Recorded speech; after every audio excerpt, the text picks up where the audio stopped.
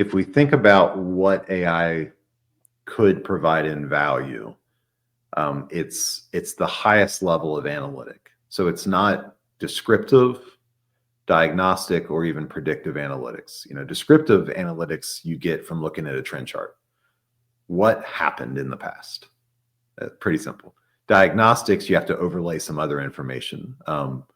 You're trying to answer why it happened in the past. We like to call that rear view mirror analytics. You're looking at things that have happened.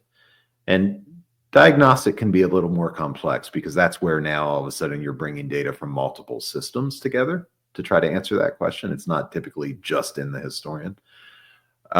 Predictive, we all know what predictive analytics means, right? It's been the buzzword for, goodness, coming up on close to 10 years. A likelihood of something happening, and hopefully with a timeline.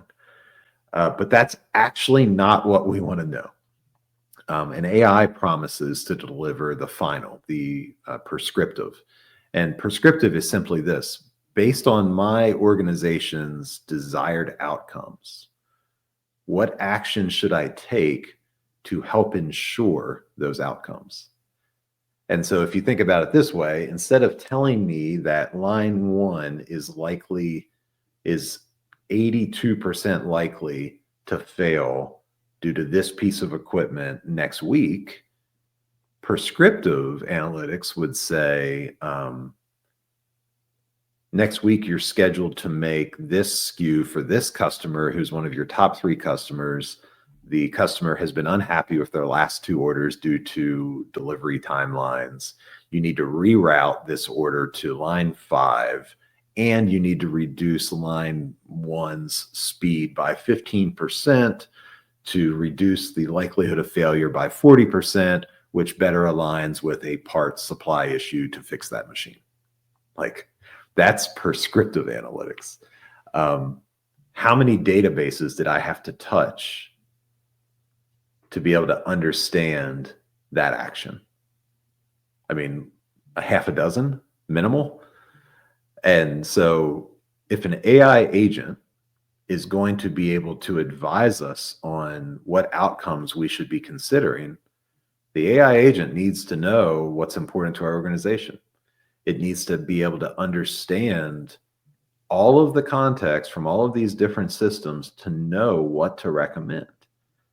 And this is where, as we started to look at this, the reason that this isn't happening, and I would have to say that 70 and 80% feels generous. I would think that it's in the higher 90 percentile if people are being honest about their capabilities.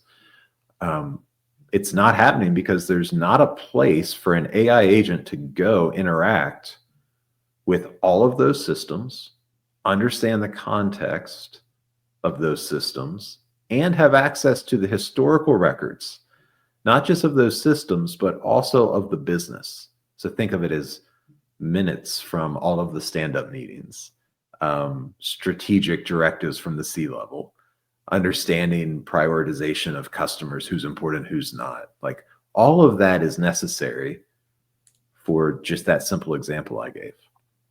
And if there's anything right now, I think that companies that are being honest with themselves are starting to understand is that they've been really busy for the last 20 years integrating systems. But the way they chose to integrate systems was not on an architecture that was thinking about how to solve today's problem. And that's where they are right now.